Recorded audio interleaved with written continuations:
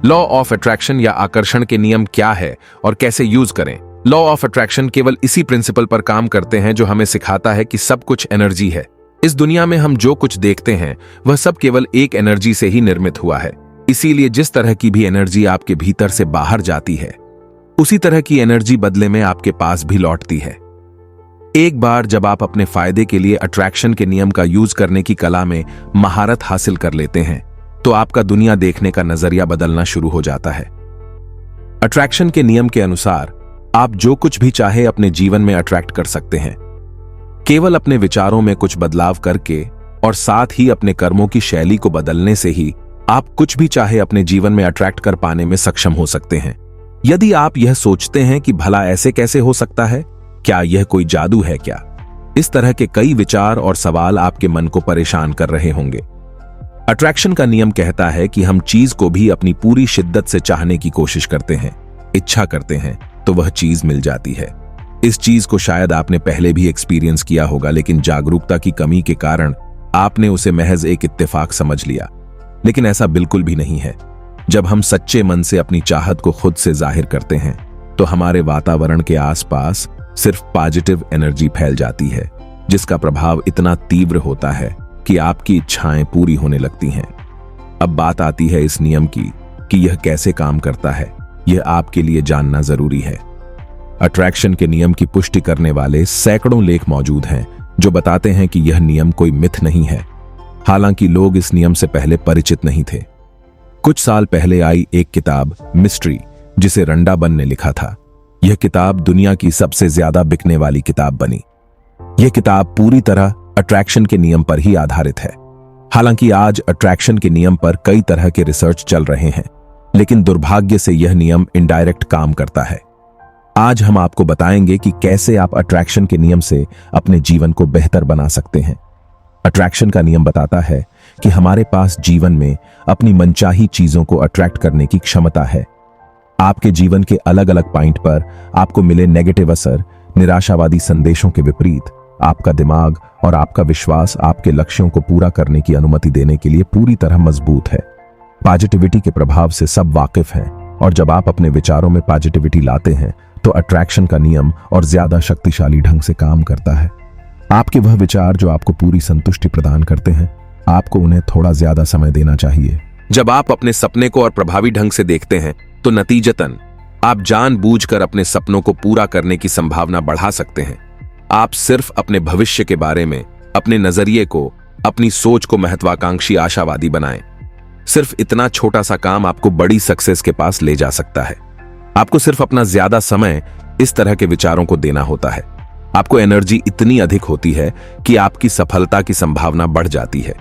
कई बार लोग सोचना शुरू कर देते हैं कि उन्हें उसके उपयुक्त परिणाम नहीं मिलते। ऐसा होने के पीछे कई कारण हो सकते हैं। अट्रैक्शन के नियम की एक्सपर्ट बताते हैं कि आपके विचारों में आपका विश्वास सम्मिलित होना चाहिए। हमेशा अपने आप को सफलता के करीब देखें। आपके लक्ष्यों को प्राप्त करने के लिए आपको कई बार ऐसी भावनाओं का एहसास होता है कि आप तो उन्हें आसानी से हासिल कर सकते हैं और आपको अपनी सफलता बेहद नजदीक नजर आती है। लेकिन दुर्भाग्य से आपकी यह मानसिकता कुछ पलों की मेहमान होती है। इसके बाद आप खुद को फ्रस्ट्रेटेड महसूस करने लगते हैं। आपको डाउट होने लगता है और धीरे धीरे यही डाउट आपको असफलता में परिवर्तित हो जाता है। आपको अपने लक्ष्यों को निर्धारित करते समय यह ध्यान रखना चाहिए कि क्या वाकई आप इसे चाहते हैं, और यदि आपकी चाहत सच्ची है तो अट्रैक्शन का यह नियम काम करेगा और आपको उसके नजदीक ले जाता है। ऐसे में आपको खुद को हर समय सफलता के नजदीक ही देखना है। कभी यह नहीं सोचना कि यह नहीं हो पाएगा। आपकी मानसिकता का सीधा प्रभाव वातावरण में मौजूद एनर्जी पर पड़ता है। इसलिए ध्यान रखें कि गलती से भी अपने लक्ष्य के बारे में नेगेटिव विचार पैदा नहीं होने दें, और यदि हो भी रहे हैं तो उन पर काबू पाएं। हमारी सोच, हमारे ख्याल और हमारे मन में आने वाला एक एक विचार, इन सभी के ऊपर हमारा नियंत्रण होता है।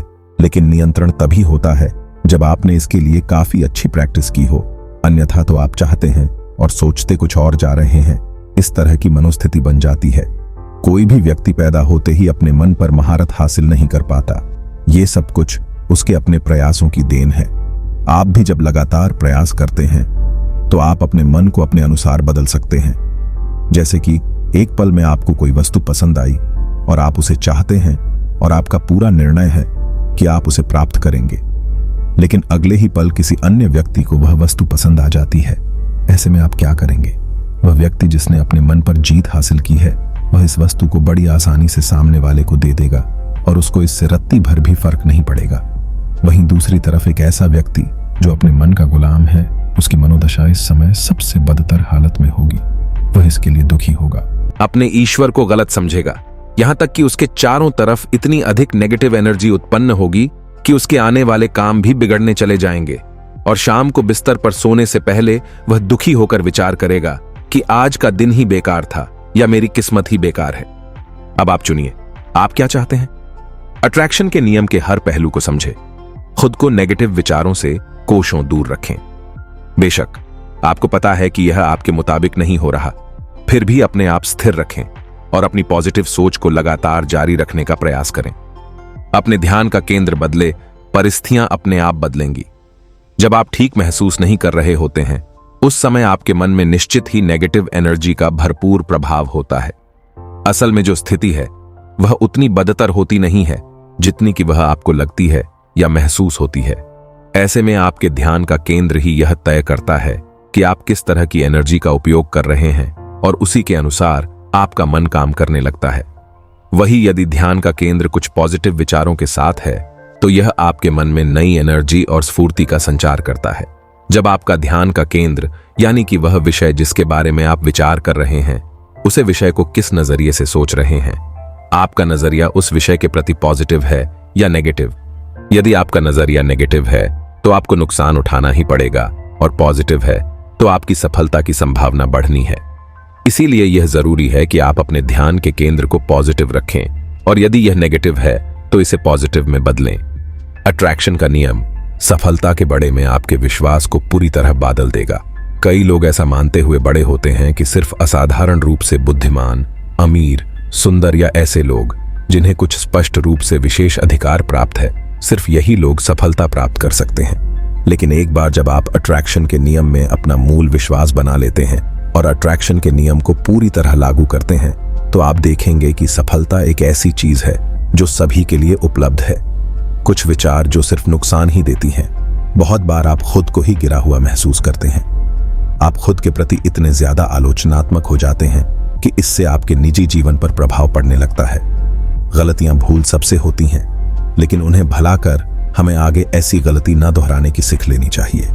लेकिन ऐसा करने की जगह आप उसे गलती को अपने मन में इस तरह बैठा लेते हैं कि उसके ख्याल समय समय पर आपको तंग करते रहते हैं। कई बार आपके मन में ऐसे पुराने विचार आते हैं जो आपको पूरी तरह नेगेटिविटी से भर देते हैं। ऐसे समय में आपको कुछ भी अच्छा नहीं लगता और आप अपने लक्ष्य के प्रति गैर जिम्मेदार होने लगता है। धीरे धीरे आप पूरी तरह नेगेटिविटी के चंगुल में फंस जाते हैं। हर दिन जान कितना ही समय हम फिजूल में बर्बाद कर देते हैं। यदि आपके पास हर दिन सिर्फ 15 मिनट भी हैं, तो इस समय का सदुपयोग आप ध्यान की स्थिति में प्रवेश करने से कर सकते हैं। सिर्फ 15 मिनट का समय निकालकर विशेष रूप से उन विचारों पर ध्यान केंद्रित कर सकते हैं जो यह दर्शाते हैं कि जब आप अपने लक्ष्य को पूरा करेंगे तो यह कैसा दिखेगा। इसे ही विजुअलाइजेशन प्रोसेस कहा जाता है और अट्रैक्शन के नियम का पहले क्रम यही है। इस प्रोसेस को करने के लिए समय या एनर्जी के बड़े बलिदान की आवश्यकता नहीं होती है, लेकिन निश्चित रूप से यह कई प्रमुख फायदे प्रदान करता है। अपने सपनों के बड़े में सोचना और उनके संभावित परिणाम का विश्लेषण करना महत्वपूर्ण है। अगर आपको पता है कि आप जो कम कर रहे हैं उसकी सफलता किस तरह की होगी, तो आपको निश्चित ही उसे पर विचार करना चाहिए और उन पलों के साथ कुछ समय बिताना चाहिए जब आप खुद को सफल महसूस करते हैं। कॉन्शियस माइंड और सबकॉन्शियस माइंड के बारे में आपने कहीं ना कहीं सुना या पढ़ा ही होगा कि चेतन मन और अवचेतन मन क्या है। और अगर आप कोई भी बात अवचेतन मन में पहुंचा देते हैं तो वह बहुत आसानी से पूरा हो जाता है। यह सच भी है क्योंकि अवचेतन मन बहुत शक्तिशाली है। तो क्या आपकी बात अवचेतन मन तक पहुंच पाता है? जी नहीं, बहुत से लोगों की बात अवचेतन मन तक नहीं पहुंच पाती है। तो यह अवचेतन मन असल में क्या है? अगर हम ये जान जाएंगे तो शायद अवचेतन मन तक बात पहुंचाना आसान हो जाएगा। दिमाग हमारी बॉडी का सबसे शक्तिशाली हिस्सा है। हमारे दिमाग की शक्ति हमारे शरीर की शक्ति से कहीं ज्यादा होती है। जिस व्यक्ति ने अवचेतन मन की शक्ति को परख लिया और इसका सही इस्तेमाल करना सीख लिया तो वह अपने जीवन के हर लक्ष्य को हासिल कर सकता है। आपका चेतन मन और अवचेतन मन कैसे काम करता है, इसके द्वारा मन चाहे परिणाम कैसे हासिल कर सकते हैं, आइए जानते हैं। कॉन्शियस माइंड यानी चेतन मन क्या होता है और कैसे काम करता है। जब हम किसी काम को पहली बार करते हैं तब हमें उस काम को करने की आदत नहीं होती है और उस काम को हम सोच समझकर तथा ध्यान देकर करते हैं। उस काम के बारे में हम जिस माइंड से सोचते हैं वह चेतन मन होता है। चेतन मन एक्टिव माइंड होता है।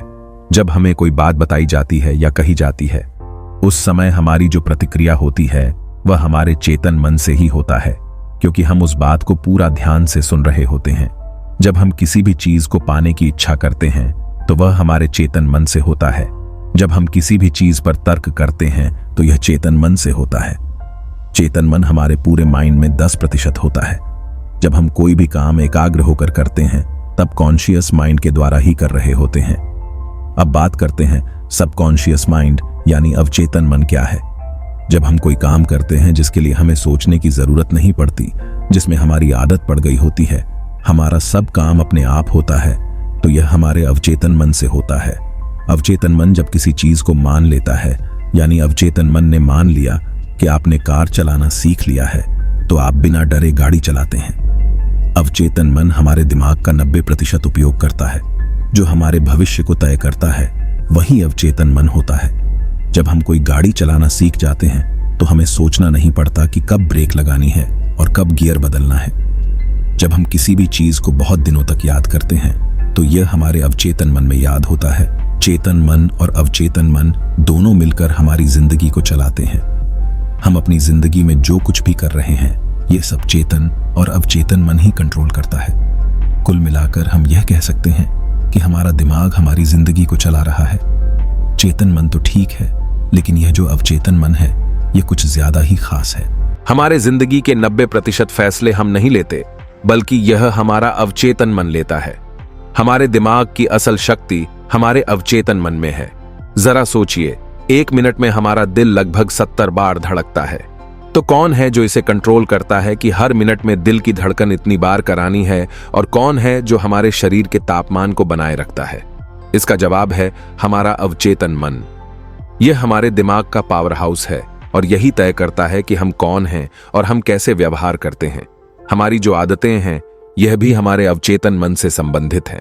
जैसे रोज इंटरनेट इस्तेमाल करने की आदत है, तो यह आदत असल में अवचेतन मन में संग्रहित रहती है।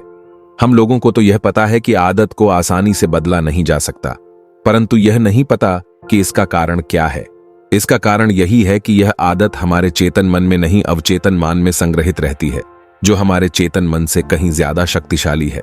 हमारी जिंदगी में कई चीजें ऐसी हैं जो हमें पता होती है कि ये नहीं करनी चाहिए, लेकिन फिर भी हम वही करते हैं, क्योंकि हमारा चेतन मन तो जानता है कि इसे नहीं करना चाहिए, लेकिन अवचेतन मन को यह बात नहीं पता। तो आइए जानते हैं अवचेतन मन कैसे काम करता है। हमारा अवचेतन मन वही करता है जिस पर हम अपनी समझ के अनुसार विश्वास करते हैं। यह हमारे चेतन मन की तरह वजह नहीं ढूंढता है या कोई बहस नहीं करता है। नेगेटिव विचार हमारे अवचेतन मन में विपरीत काम करता है। हमारा अवचेतन मन एक भूमि की तरह है जो हर प्रकार के सही या गलत बीज स्वीकारती है। यदि आप किसी चीज को जानबूझकर सही समझते हैं, चाहे वह झूठ ही क्यों ना हो, आपका अवचेतन मन इसको सच मानकर इस पर काम करने लगेगा और अच्छा परिणाम भी लाएगा, क्योंकि आपने इसे अपने मन से सत्य समझा था। अब चेतन मन में अगर कोई बात डाल दी जाए तो उसे वास्तविकता में बदलने में कोई नहीं रोक सकता। अगर कोई बात चेतन मन से होकर अवचेतन मन में चली जाए तो चमत्कार होने लगते हैं। जब किसी बात को अवचेतन मन में फीड करने की बात आती है तो यह अवचेतन मन यह नहीं सोचता कि सही है या गलत। इसके अंदर जो भी निर्देश चले गए उसे वास्तविकता में लाना शुरू कर देता है। और सोचिए कि अगर इस अवचेतन मन की शक्ति असीमित है तो यह क्या क्या कर सकता है। अगर आपने अपने अवचेतन मन से संपर्क करने के तरीके को सीख लिया तो आप नहीं जानते कि आप किस ऊंचाई को हासिल कर सकते हो। आप जो चाहें जीवन में वह कर सकते हैं। अवचेतन मन में अपनी बात डालने के अलग अलग तरीके होते हैं। उनमें से सबसे अच्छा तरीका है एफर्मेशन। जब भी कोई बात हमें बोली जाती है तो वह सबसे पहले चेतन मन में जाती है और तब चेतन मन तय करता है कि वह बात हमें अवचेतन मन तक पहुंचनी चाहिए या नहीं। अगर वह बात चेतन मन को तर्क में सही लगती है तो वह हमारे अवचेतन मन को भेज देता है। जैसे मान लीजिए कि अगर कोई भी पागल इंसान ने आपको बोल दिया कि तू जिंदगी में कुछ नहीं कर सकता, तो आप उस पर ध्यान नहीं दोगे क्योंकि आपको पता है कि वह पागल है। आपका चेतन मन भी उसे नजरअंदाज कर देगा। लेकिन अगर एक टीचर जिसकी आप बहुत इज्जत करते हैं, उसने आपको गुस्से में आकर बोला कि तू जिंदगी में कुछ नहीं कर सकता, तो आपका चेतन मन उसे बहुत गंभीरता से ले लेगा क्योंकि आपको पता है कि वह टीचर है और उसने बोला है तो उसमें कोई बड़ा कारण होगा। और इसी सोच के चलते आपके चेतन मन को लगता है कि यह बात जरूर खास है, इसलिए वह इसे अवचेतन मन में भेज देता है। वह यह नहीं देखता कि यह बात पॉजिटिव है या नेगेटिव, यह बस उसे भेज देता है। इसलिए जो हमेशा नेगेटिव बातें सुनते हैं और नेगेटिव माहौल में रहते हैं, वह लोग आगे नहीं बढ़ पाते। पर देखा जाए तो यह चीज पॉजिटिव बातों पर भी लागू होती है। अगर कोई बड़ा इंसान आपकी तारीफ करे और आपको उत्साहित करे तो आपको बहुत अच्छा लगता है। और ज्यादातर लोग जो पॉजिटिव बातें सुनते हैं और पॉजिटिव किताबें पढ़ते हैं, वह जिंदगी में कुछ ना कुछ अच्छा कर ही लेते हैं क्योंकि उन्हें ज्यादातर पॉजिटिव बातें बोली गई थीं। और यह पॉजिटिव बात जब चेतन मन में जाती है तो वह बात अगर खास होती है तो वो उसे अवचेतन मन में भेज देता है और असल जिंदगी में वही होने लगता है।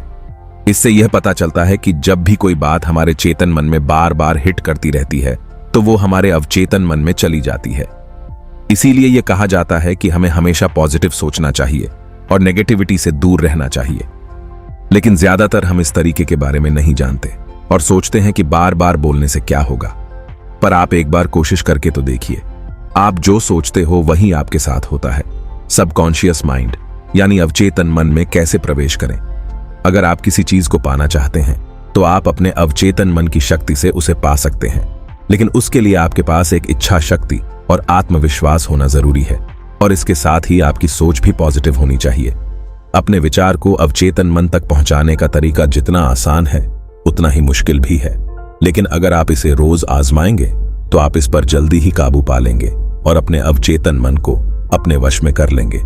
आपको अपने अवचेतन मन को वैसे ही आज्ञा देनी है जैसे आप दूसरों को देते हैं, लेकिन याद रहे, आज्ञा देने का नाटक नहीं करना है। सच में आपको आज्ञा देनी है और ऐसा सोचना है कि यह काम वह पक्का कर लेगा। शुरुआत में आप आसान चीजों से प्रयास करें जिससे आपका आत्मविश्वास बढ़े, जैसे कि सुबह जल्दी उठना।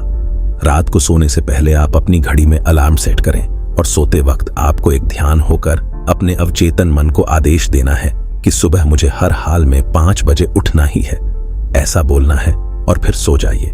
अगर आप सुबह अलार्म के बजने से पहले उठ गए तो समझो आपका विचार पूरी तरह से अवचेतन मन तक पहुंच गया है। अगर नहीं हुआ तो फिर से ट्राई करके देखिए।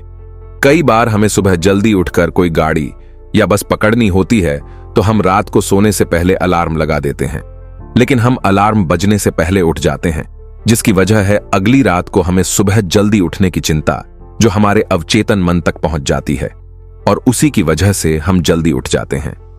यह अवचेतन मन तक बात पहुंचाने का सबसे सामान्य तरीका है। आप रात को सोने से पहले आज्ञा दो और याद रहे, शुरुआत में आसान चीजों पर ही प्रयास करें, फिर धीरे धीरे बढ़ाएं और देखें।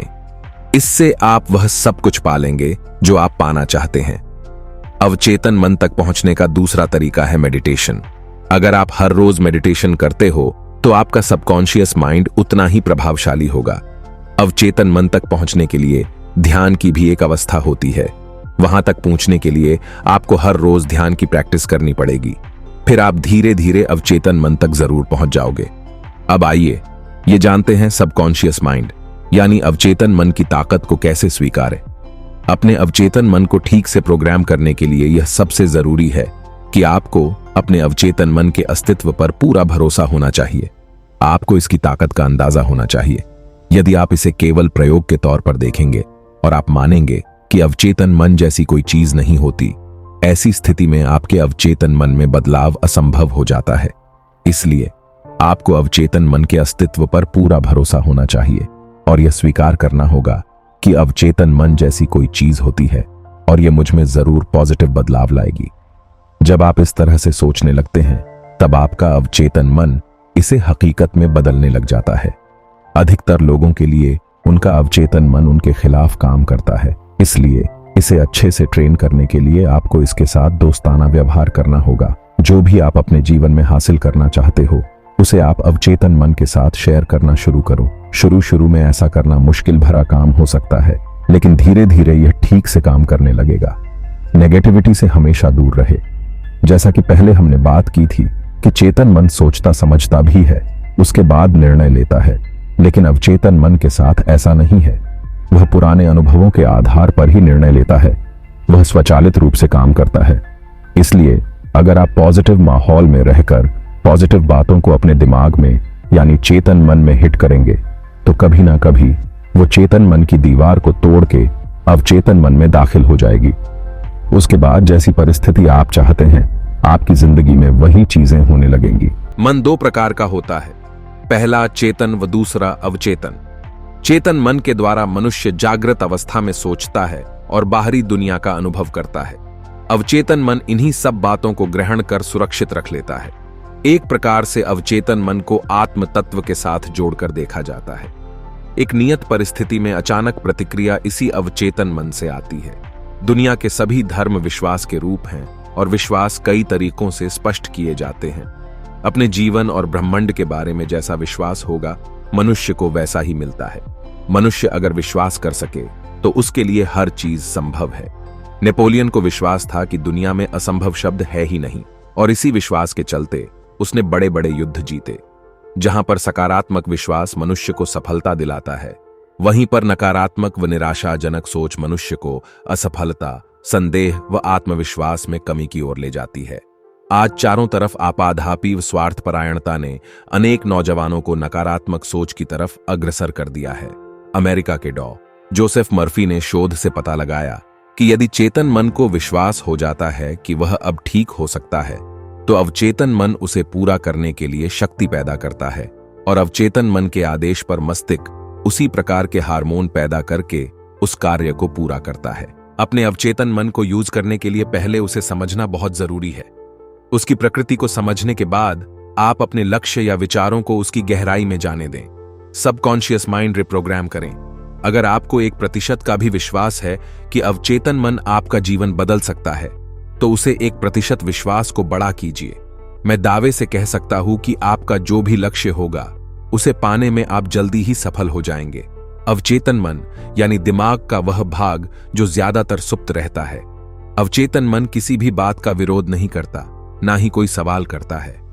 वह बस आपके विचारों को सच करने का काम करता है।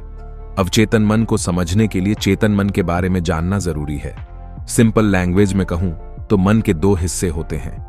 एक मन है चेतन मन अर्थात लॉजिकल मन। आप जो सोच रहे हैं, चीजों का आकलन कर रहे हैं, ये सारे क्रियाकलाप चेतन मन द्वारा कर रहे हैं।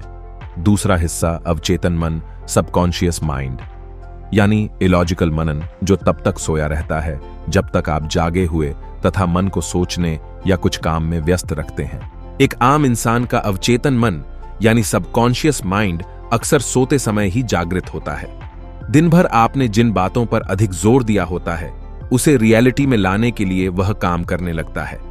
अब चेतन मन सोचने का काम नहीं करता, वह तो बस आपकी भावनाओं से भरे विचारों को सच करने का काम करता है। इसीलिए तो कहते हैं, जैसा सोचोगे वैसे ही बन जाओगे। अवचेतन मन को दूसरे शब्दों में सोल, स्पिरिट या आत्मा भी कहते हैं। अब यदि मैं अपने आध्यात्मिक भाषा में समझाऊं तो यह समझना बहुत आसान हो जाएगा। हम जिस ईश्वर के संतान हैं, उसकी सारी शक्तियां हमारे अंदर हैं। बस हम सुप्तावस्था में हैं या फिर अपनी शक्तियों से अनजान हैं। कुछ उदाहरण देना चाहूंगा। हेलेन केलर, जो कि अपंग होने के बावजूद भी एवरेस्ट पर चढ़ गईं। कैसे? उत्तर है अवचेतन मन को अपने बस में करके। एक बच्चा जो ना जाने कैसे एक स्थान पर खड़ी ट्रक के पहिए के नीचे आ गया। उसकी मां ने मदद के लिए बहुत आवाज दी, किंतु आस पास कोई नहीं था।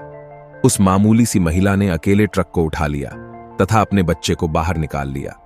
कैसे? उसे बस इतना पता था कि उसका बच्चा उसे जीवित चाहिए। मां की ममता जो अपने बच्चे के लिए अवचेतन मन में दबी रहती है, उस वक्त जाग गई। आपके शरीर तथा शरीर के सिस्टम चलाने वाला आपका सबकॉन्शियस माइंड ही है। किसी बीमारी को ठीक करने से लेकर आपके असंभव से लगने वाले सपनों को पूरा करने की पावर आपके सबकॉन्शियस माइंड में है। अपने सबकॉन्शियस माइंड को रिप्रोग्राम करने या अपने हिसाब से प्रयोग करने के लिए सबसे पहले उसे गहराई में समझना होगा। आजकल बहुत सारे लोग इसे प्रयोग करने की कोशिश करते हैं, लेकिन असफल हो जाते हैं। कारण यही है कि उन्होंने गहराई से इसे समझा ही नहीं है। ज्यादातर लोग अपने नेगेटिव विचारों से मुक्ति पाना चाहते हैं। आप यदि अपने जीवन में पीछे जाकर देखेंगे तो आपको जिस काम के लिए मना किया जाता है वही करने की उत्सुकता होती है। ऐसा इसलिए होता है क्योंकि मन का स्वभाव उत्सुकता है, वह चंचल है, उसे नई चीजें करना या सीखना अच्छा लगता है। तो अपने सबकॉन्शियस माइंड को जागने के लिए सबसे पहले अपने सारे विचारों को स्वीकार करना होगा। मन को इस बात का विश्वास दिलाना होगा कि आप विचारों को दबा नहीं रहे बल्कि स्वीकार कर रहे हैं। फिर उसे यह भी समझाना होगा कि क्यों आप इस विचार को बदलना चाहते हैं। स्वयं के साथ तर्क करके आपको अपने चेतन मन को शांत करना होगा। जब चेतन मन शांत होता है तभी अवचेतन मन जागता है। यही समय है जब आप अवचेतन मन में नए विचारों के बीज डाल दीजिए। अवचेतन मन को सक्रिय करने के लिए चेतन मन का शांत होना अत्यंत जरूरी है।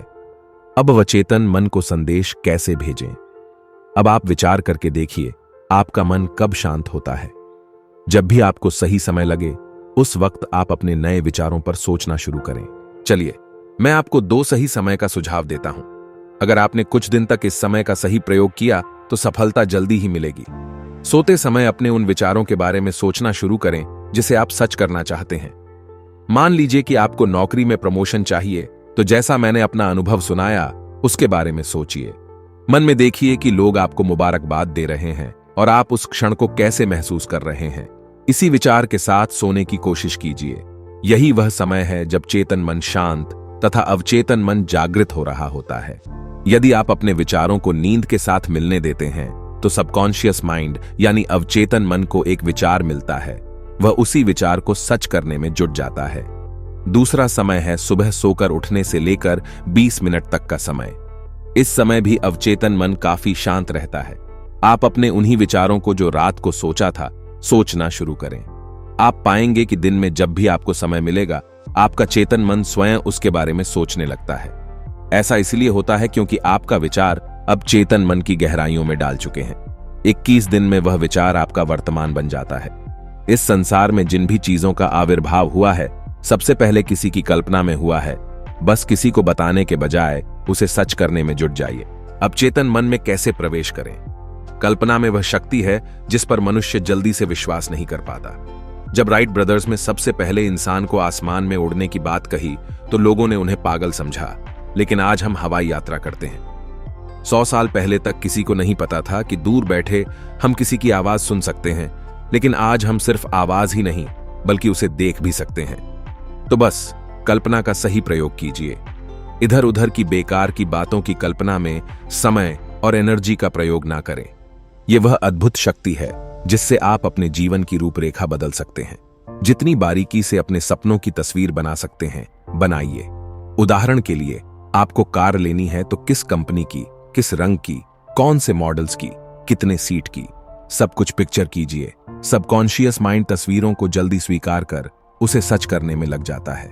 सामाजिक जगहों पर नहीं बल्कि अकेले में आईने के सामने बैठकर स्वयं से बातें करें। अपने लक्ष्य को हासिल करने के बाद आपके जीवन में जो भी परिवर्तन आएगा उसे देखें। आपके बात करने का तरीका कैसा होगा उस तरीके से बात करें। उदाहरण के लिए, आपका प्रमोशन होने के बाद जब लोग आपको बधाइयां दे रहे होंगे तो आप उनसे क्या कहेंगे? शीशे के सामने उन वाक्यों को दोहराएं। आपके सफलता की चाबी आपके अपने हाथों में है। जब तक आप उसमें विश्वास नहीं करेंगे वह सच नहीं होगा। इसलिए जब आप स्वयं को उस रूप में देखते हैं तो आपके सबकॉन्शियस माइंड को यकीन होने लगता है कि यही सच है।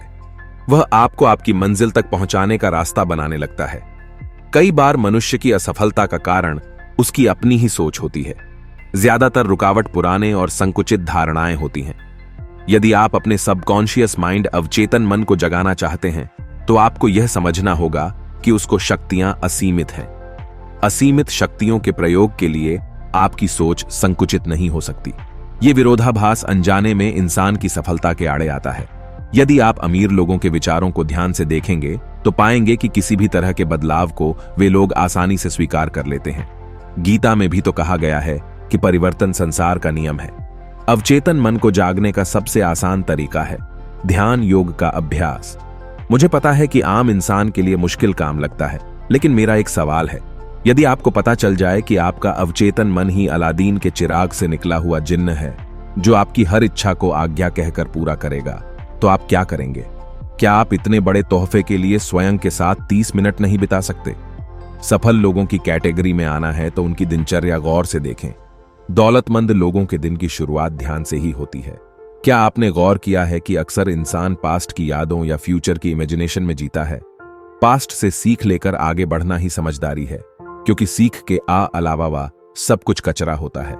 अब अवचेतन मन को जागने का एक तरीका यह है कि अपने लक्ष्य की पूर्ति के बाद आपके जीवन में जो भी परिवर्तन आएगा उसे आज से ही जीना शुरू करें। उदाहरण के लिए, आप कैसे कपड़े पहनेंगे, किस तरह से चलेंगे या बात करेंगे, अपनी जो भी नई पहचान बनाना चाहते हैं उसे आज से ही करना शुरू कर दें। अब अवचेतन मन सिर्फ एक सिद्धांत पर काम करता है, वह यह कि आप जो करना चाह रहे हैं उसके बारे में आप क्या सोचते हैं। क्या आपको शक है कि यह होगा या नहीं होगा? तो यकीन मानिए, नहीं होगा। अपने अवचेतन मन को यूज करने के लिए पहले उसे समझना बहुत जरूरी है। शुरू में हो सकता है कि आपका चेतन मन लॉजिक ढूंढेगा और आपको कई बहाने भी दिखाएगा, परिस्थितियों का बहाना, लोगों का बहाना, समाज का बहाना। किंतु यदि आपकी इच्छा शक्ति इन बहानों से अधिक शक्तिशाली होगी तो आप इन पर ध्यान नहीं देंगे। अवचेतन मन एक बहुत शक्तिशाली उपकरण है जो हमारे आसपास और हम पर होने वाली हर चीज को अवशोषित कर लेता है। नेगेटिव कथन को अचानक रोकना आसान नहीं हो सकता है। धैर्य रखें, अपने आप पर सख्त ना हो और विश्वास करें। आपके अवचेतन मन की शक्ति आप ही के हाथों में है। आपकी कहानी अभी बस शुरू ही हुई है। ब्रह्मांड से आप जो चाहते हैं उसके लिए पूछें और संकोच न करें। अब इसे समर्पित कर दें। खुश रहें और विश्वास करें कि मेरे साथ केवल बेहतरीन ही होगा।